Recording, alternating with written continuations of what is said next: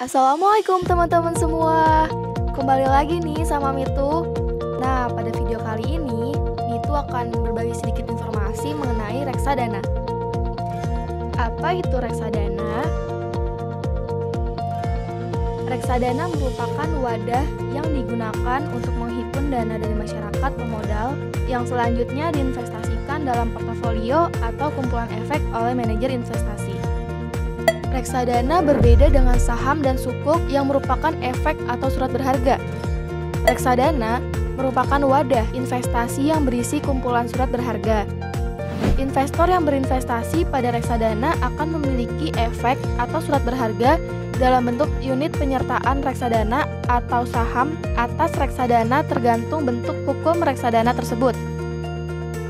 Reksadana dapat dikatakan sebagai reksadana syariah apabila memenuhi prinsip syariah di pasar modal, yaitu akad, cara pengelolaan, dan portofolionya tidak bertentangan dengan prinsip syariah di pasar modal.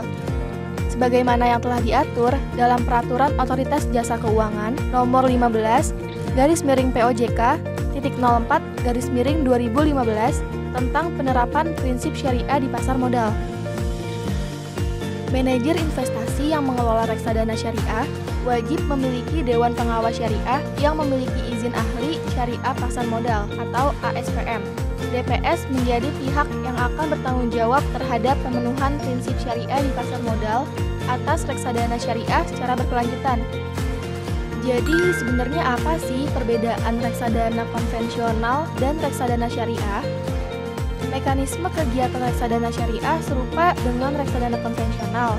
Perbedaannya terletak pada portofolio efek yang diinvestasikan.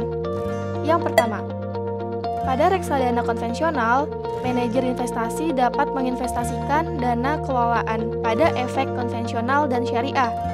Sementara itu, pada reksadana syariah, manajer investasi hanya dapat menginvestasikan dana kelolaan ke efek-efek syariah saja. Yang kedua, hal lain yang membedakan reksadana syariah dengan reksadana konvensional yaitu adanya mekanisme pembersihan kekayaan reksadana syariah dari unsur non-halal, dan hal ini berbeda dengan reksadana konvensional yang tidak memiliki mekanisme pembersihan kekayaan. Yang ketiga, dari sisi pengelola reksadana syariah, manajer investasi yang mengelola reksadana syariah harus membentuk manajer investasi syariah atau unit pengelolaan investasi syariah. Berbeda dengan reksadana konvensional yang hanya dikelola oleh manajer investasi. Yang keempat, dari sisi pengawasan, reksadana syariah terdapat Dewan Pengawas Syariah atau DPS yang bertugas mengawasi penerapan prinsip syariah pada reksadana syariah yang tidak dimiliki oleh reksadana konvensional. Lalu apa saja sih akad yang digunakan dalam reksadana syariah? Mekanisme kegiatan reksadana syariah terdiri dari beberapa akad. Yang pertama, investor dengan manajer investasi dilakukan secara wakalah.